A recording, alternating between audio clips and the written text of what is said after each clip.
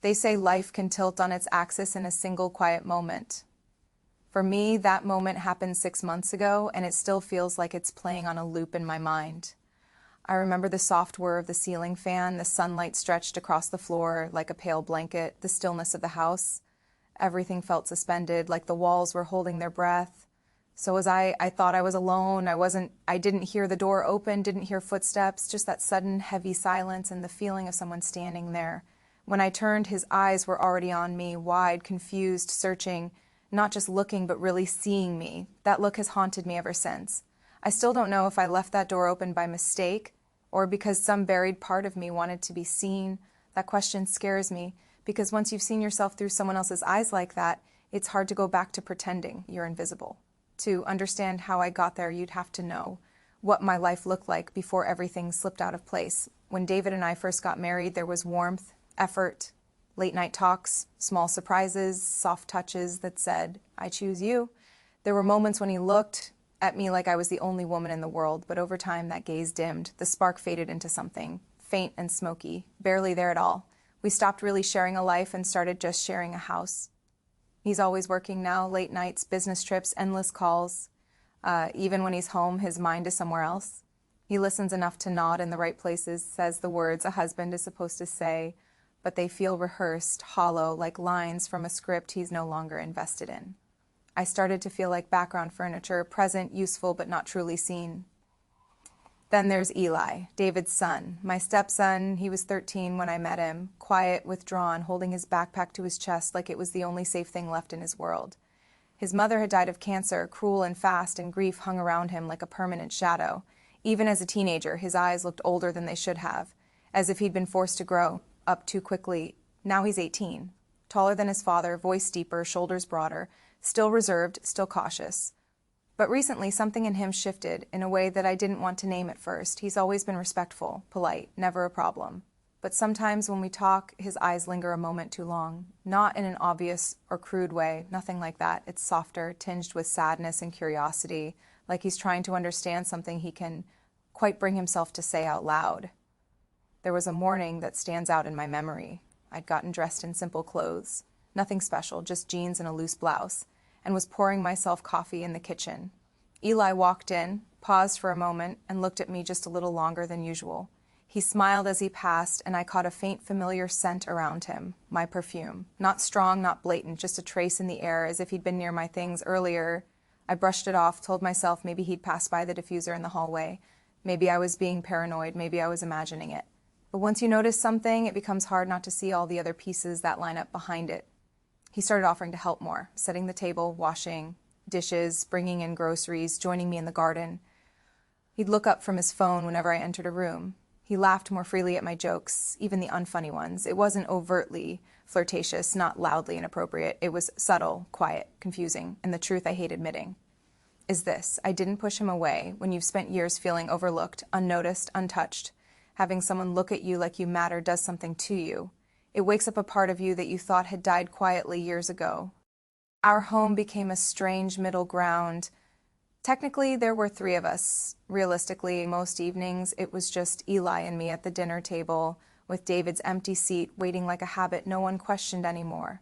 We'd talk about everyday things, school, movies, the news, but beneath the small talk, there was a quiet tension humming between us.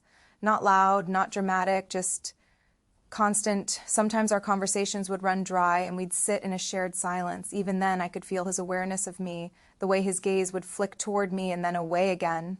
And the worst part, the part I haven't said to anyone, is that a piece of me began to want that attention.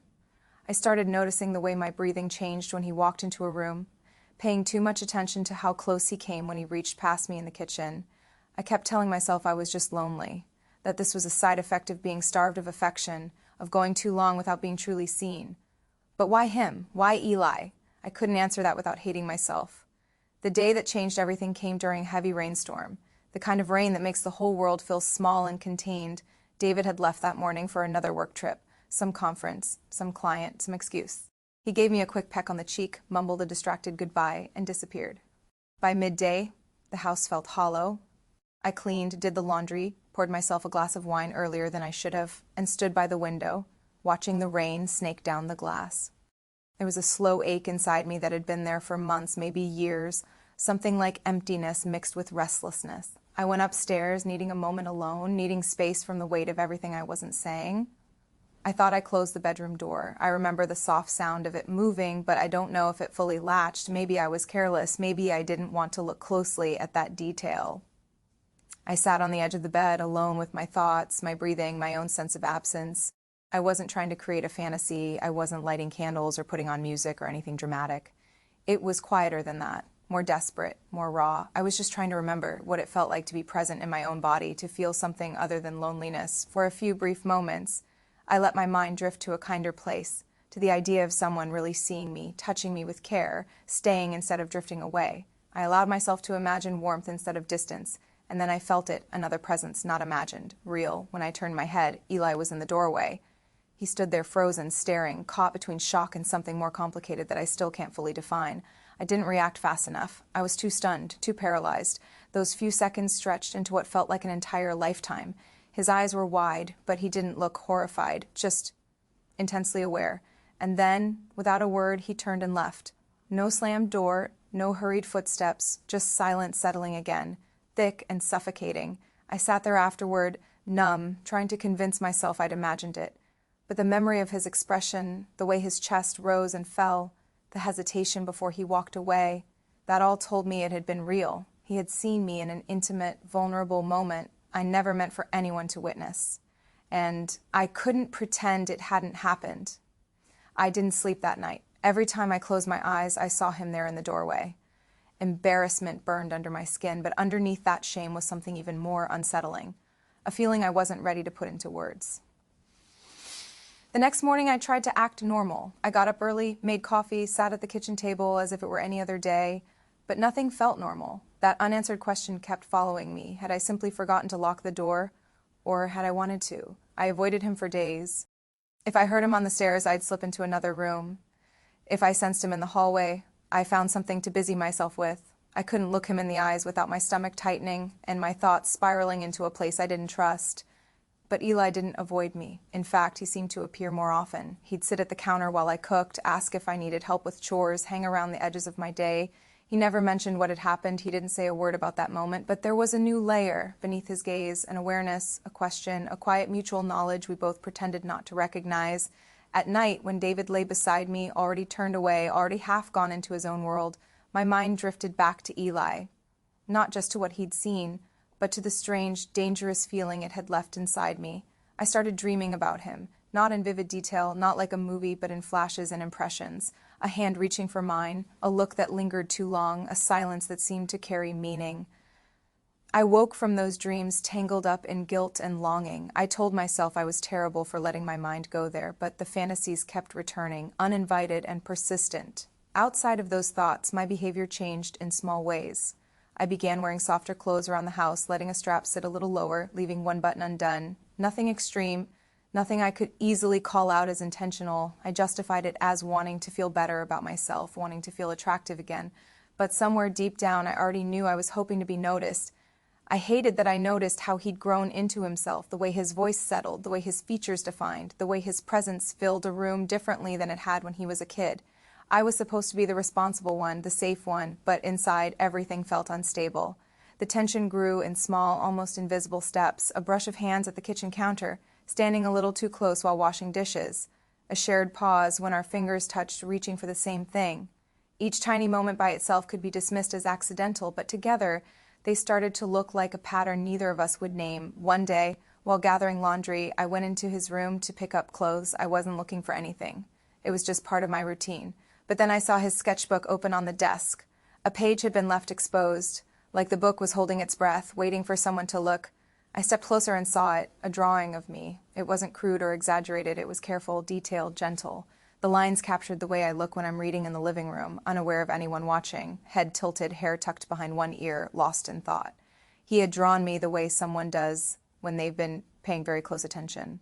Not as a mother figure, not as an abstract subject, but as a woman. My stomach twisted. That evening, I brought it up. I kept my voice calm as I asked him why he'd drawn me. He didn't deny it. His cheeks flushed, and he looked nervous. Not because he'd been caught, but because I had seen something he'd quietly tried to keep private. "I didn't mean anything by it," he said, stumbling over the words. "I was just sketching." But his tightened hands and lowered eyes told a different story. Before I could respond, he left the room, leaving me alone holding the knowledge we shared between us like a fragile, dangerous object. Later that night, after everyone had gone to bed, I lay awake, heart pounding, mind racing through every moment that had led us here. Then came a soft knock at my bedroom door. I knew it was him. I don't know what possessed me to open it. Maybe I wanted to set boundaries. Maybe I wanted to understand. Maybe I just needed the truth acknowledged out loud. He stood there in the doorway, not coming too close, hands in his pockets, eyes on the floor. "I'm sorry," he said quietly. "I shouldn't have drawn you." He paused, swallowed, then added even softer, "I didn't mean to, but I can't forget what I saw."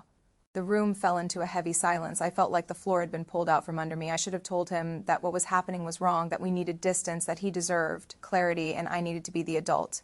But I didn't move.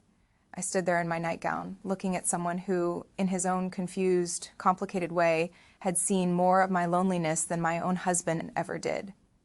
In that moment, something inside me crossed a line, even if nothing physical happened. The emotional boundary, the invisible one that should have been solid, became blurred and fragile. Not long after, there was another stormy night. David was out of town again, somewhere far from the life he'd left behind. I stayed downstairs holding a warm mug for comfort more than anything, listening to the rain tapping against the windows. The house felt charged, like the air before a lightning strike. I heard Eli's footsteps behind me, careful as always. He stepped into the kitchen, and after a long pause, he said something that made my heart drop. "I think I should move out." There was no long build-up, no explanation. Just those words, heavy and final. When I turned, he looked weighed down, like he'd been carrying that decision alone for a long time. "I can't stay here," he added quietly. "It's not right." Without thinking, I closed the space between us and told him not to leave. My voice shook. I don't even know if I was asking him to stay for his sake or for mine. We moved toward each other, and then he hugged me. It should have been just a comforting hug. It could have ended there, but it lingered, a little too long, a little too close. I felt his heartbeat against my cheek, his arms holding me in a way that made it hard to remember where the line was supposed to be. When I finally tried to step back, his hands didn't fall away right away. My hands stayed on his chest. Our faces ended up close enough that I could see every fleck in his eyes. The air between us felt thin, fragile, dangerous. What happened in the next moments is something I struggle to put into words. Whether it was a brief kiss or simply a held breath too charged to ignore, it was a moment where we both let go of the roles we were supposed to play. I felt alive, intensely and completely. For a heartbeat, there was no marriage, no titles, no rules, just a surge of emotion that washed over every part of me. We didn't talk afterward. He stepped away and left the room. I stayed in the dark kitchen, heart racing, overwhelmed by a mix of exhilaration and regret. Something undeniable had happened, whether we named it or not. There would be no pretending. We hadn't crossed a line. After that, the silence between us changed. It wasn't easy or neutral anymore. It was sharp, brittle. Eli began to avoid me. No more lingering in the kitchen, no more quiet help with chores. Some nights I barely heard him at all. Doors shut softly but firmly, as if each one was another step away from the crack we'd opened. When David came home a few days later, he noticed something was off. He studied me with a sort of distant concern, like you'd examine a painting that suddenly feels out of place. I told him I was just tired, that I'd had a rough week. That much was true, but it wasn't the whole truth. Another evening, he called me into Eli's room. He was holding the sketchbook, the one with my drawing inside. He opened it to the page with my face and asked, almost casually, "Did Eli draw this?" Time slowed. Without thinking too hard, I said, "No, I did." The lie slid out smoothly, as if it had been waiting for its cue. I told him I'd picked up drawing again. He believed me, complimented the work, said he never knew I had that kind of skill. Then he walked away with the sketchbook in his hands, oblivious to the weight of what he was holding. I stayed frozen in place, realizing that not only had I allowed something inappropriate to bloom between Eli and me, but I'd lied directly to my husband's face, and it had been disturbingly easy. A few days later, Eli left. He told David he needed space and would stay with friends for a while. He didn't look at me when he said it. He packed quietly, efficiently, and then he was gone. I didn't stop him. I didn't know how. There was too much unsaid, too much that couldn't be fixed with a conversation. After he left, the house felt emptier than ever. The quiet turned into something almost punitive, echoing my own choices back at me. David asked if I was okay. I gave him vague answers, told him I needed space and time as well. He didn't push, didn't question deeply. He just nodded, like he'd already resigned himself to the distance between us. Since then, I've spent many nights staring at the ceiling, asking myself who I've become. I miss that intense, fleeting moment of being seen, even as it fills me with shame. I feel like I've betrayed not just my marriage, but the version of myself I thought I was, the woman who believed she'd never let something like this happen. I look back and wonder if my marriage ever truly gave me what I needed, or if I simply convinced myself it was enough, because the alternative, being alone, felt too frightening. David gave me stability, structure, a life on paper that looked solid. But the warmth, the presence, the passion faded early on, and I pretended not to notice. So when Eli looked at me like I was worth noticing, like I was a person with depth and desire and presence, something inside me cracked open. And once it did, there was no slipping it neatly back into place. Now he's gone. David is here but distant, and I'm left sitting with the consequences of choices I barely remember making in real time. I keep hoping that time will soften the edges of what happened, that memories will blur, that Eli will become just another chapter, my stepson who moved out, a boy who passed through my life and left.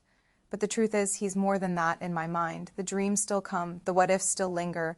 If you've ever found yourself caught between loneliness and longing, between the life you have and the one you secretly imagine, you might understand the gray space I'm living in, that place where right and wrong aren't clean lines, but smudged edges you keep stepping over by accident and then pretending you didn't. See, I'm not telling this story to ask for sympathy or to excuse what happened. I'm telling it because I needed the truth to exist somewhere outside my own head. Not the polished version I'd share at a dinner party, not the vague excuses I offer my husband when he asks if I'm okay, just the raw, uncomfortable truth about how easy it can be to drift away from who you thought you were. Even if it makes me the villain in someone else's story, at least for the first time in a long time, I exist fully in my own.